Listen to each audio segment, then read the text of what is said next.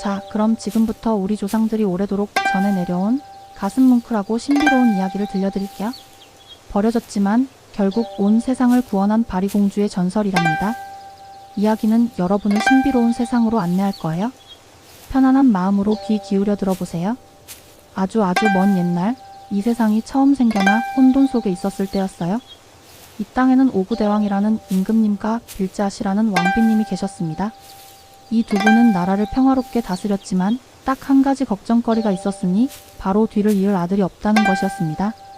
임금님과 왕비님은 간절히 아들을 빌고 또 빌었지만 첫째도 딸, 둘째도 딸, 셋째, 넷째, 다섯째, 여섯째까지 줄줄이 딸만 태어났습니다.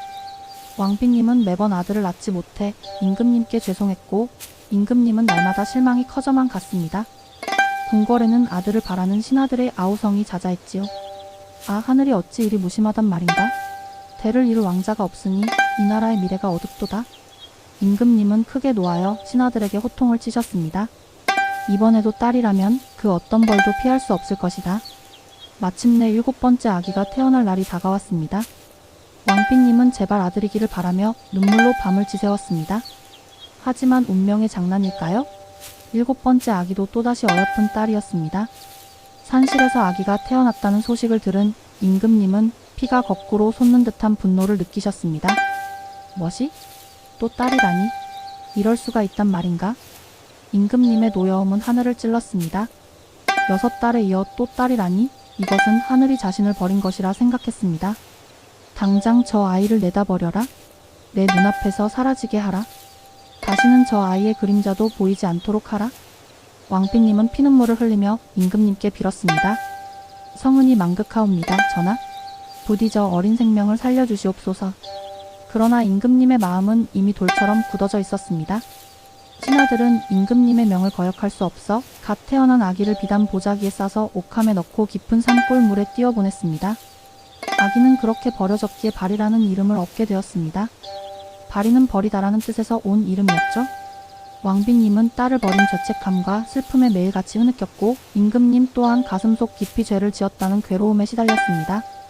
그렇게 버려진 바리공주는 강물에 떠내려가 홀로 사는 외딴 섬의 착한 노부부에게 발견되어 길러지게 됩니다. 노부부는 바리가 평범한 아이가 아님을 직감하고 지극한 정성으로 그녀를 보살폈습니다. 버려진 공주 바리의 기구한 운명은 이렇게 시작되었습니다.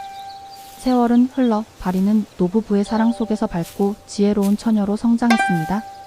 그녀는 비록 세상의 모든 것을 알지는 못했지만 숲속의 짐승들과도 이야기를 나누고 약초의 효능을 꿰뚫어보는 신비로운 능력을 가지고 있었습니다. 한편 궁궐에서는 버려진 딸 바리공주 때문이었을까요? 임금님과 왕비님께 큰 시련이 닥쳤습니다. 임금님은 어느 날부터인가 온몸에 힘이 빠지고 이유 없이 병이 깊어져 자리에 눕게 되었습니다. 의원들을 모두 불러 치료했지만 그 어떤 명의도 임금님의 병을 고치지 못했습니다. 왕비님 또한 남편의 병과 버려진 딸에 대한 죄책감으로 병이 깊어져 시름시름 앓게 되었지요. 나라 안팎이 온통 슬픔과 불안에 잠겼습니다. 신하들은 매일같이 하늘의 제사를 지내며 임금님과 왕비님의 쾌유를 빌었습니다. 그러던 어느 날 밤 임금님의 꿈에 백발 성성한 노인이 나타났습니다. 노인은 임금님께 이렇게 말했습니다. 임금님, 폐하의 병은 하늘이 내린 벌이며 오직 서천 서역국에 있는 생명수와 삼신산 불사양만이 그 병을 고칠 수 있나이다. 허나 그 길은 험난하고 아무나 갈 수 없는 길이니 폐하의 업보를 씻어줄 자만이 그 약을 구해올 수 있을 것입니다. 꿈에서 깨어난 임금님은 곧바로 신하들을 불러 꿈 이야기를 전했습니다. 신하들은 온 나라에 방을 붙여 생명수를 구해올 사람을 찾았지만 아무도 그 험난한 길을 자원하는 이가 없었습니다. 마침내 임금님은 6 공주들을 불러 모았습니다. 사랑하는 내 딸들아, 너희들의 어미와 아비가 죽을 병에 걸렸으니 부디 서천 서역국에 가서 생명수를 구해다오. 너희 중 누구라도 약을 구해온다면 이 나라의 대를 잇게 해주마. 하지만 6 공주들은 모두 고개를 저었습니다. 첫째 공주가 말했습니다. 아바마마, 그곳은 너무나 멀고 험난하여 여인의 몸으로는 갈 수 없사옵니다. 둘째 공주는 제가 약을 구하러 가는 동안 누가 저의 옷과 보석을 가져다 줄 것이옵니까? 라며 사치스러운 걱정을 늘어놓았습니다. 셋째 공주는 아바마마, 저는 꽃다운 나이에 그런 고생을 할 수 없사옵니다. 다른 공주들도 저마다 핑계를 대며 약을 구하러 갈 수 없다고 했습니다. 그들은 임금님의 병보다는 자신들의 안위와 화려한 삶에 더 관심이 많았던 것입니다. 임금님과 왕비님은 딸들의 냉정한 말에 깊은 절망감에 빠졌습니다. 6딸들은 자신들의 생명을 이어받은 부모의 고통에도 아랑곳하지 않았습니다. 그때 임금님과 왕비님의 귓가에 희미하게 들리는 목소리가 있었습니다.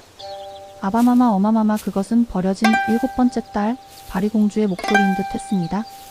버려진 바리공주는 이제 아름답고 총명한 처녀가 되어 있었습니다.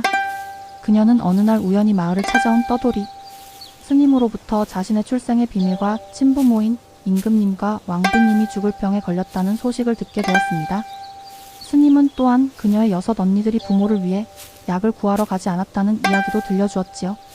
바리공주는 이 이야기를 듣고 큰 충격에 빠졌습니다. 자신을 버린 부모였지만 그래도 그녀는 그들이 자신의 친부모라는 사실에 가슴이 저려왔습니다.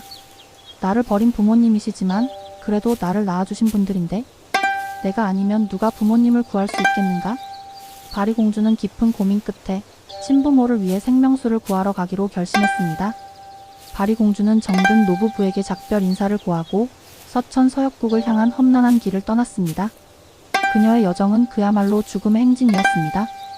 깊은 산을 넘고 넓은 강을 건너고 뜨거운 사막을 지나야 했습니다. 굶주림과 갈증, 추위와 더위, 그리고 무시무시한 짐승들의 위협이 그녀를 괴롭혔습니다.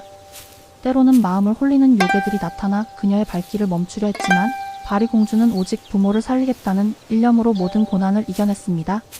그녀의 비단 옷은 누더기가 되었고 고운 얼굴은 검게 그을렸지만 그녀의 눈빛만은 더욱 빛났습니다. 몇 년의 시간이 흘러 바리공주는 마침내 서천서역국에 도착했습니다. 그곳은 인간의 발길이 닿을 수 없는 신비로운 땅이었습니다.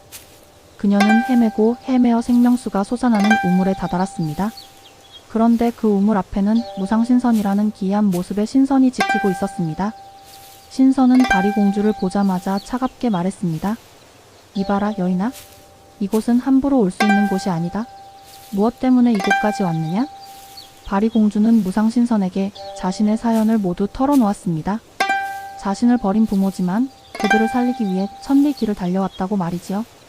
무상신선은 바리공주의 이야기를 듣고 잠시 생각하더니 이렇게 말했습니다. 내가 그토록 지극한 효심을 가졌으니 생명수를 줄 수는 있다.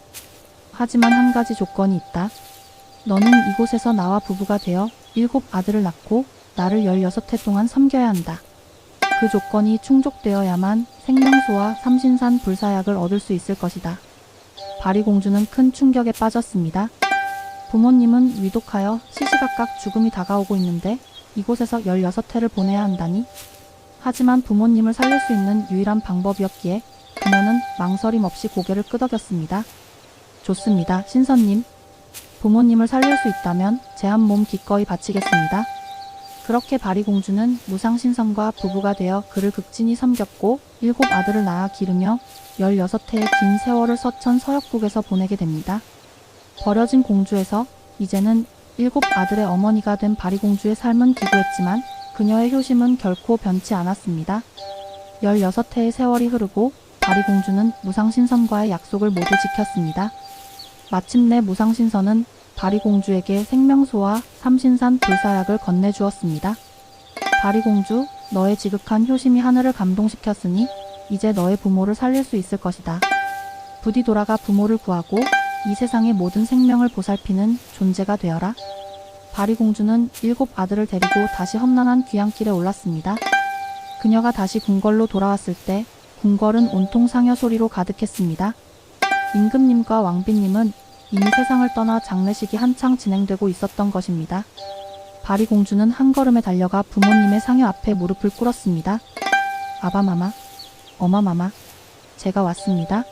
제가 생명수를 구해왔습니다.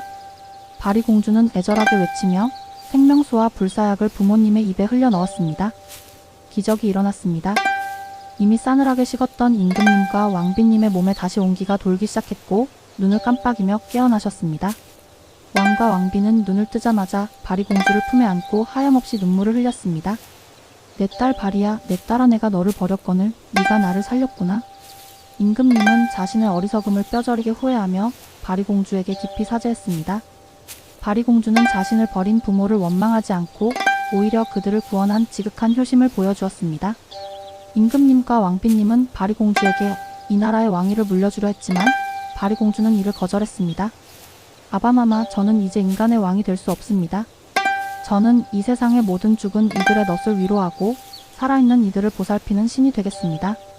바리공주는 이후 죽은 이들의 넛을 저승으로 인도하는 바리덱이라는 신이 되었습니다. 사람들은 그녀를 오구신이라고 부르며 죽은 이들의 혼을 위로하고 산 자들의 평안을 비는 존재로 섬기게 되었습니다.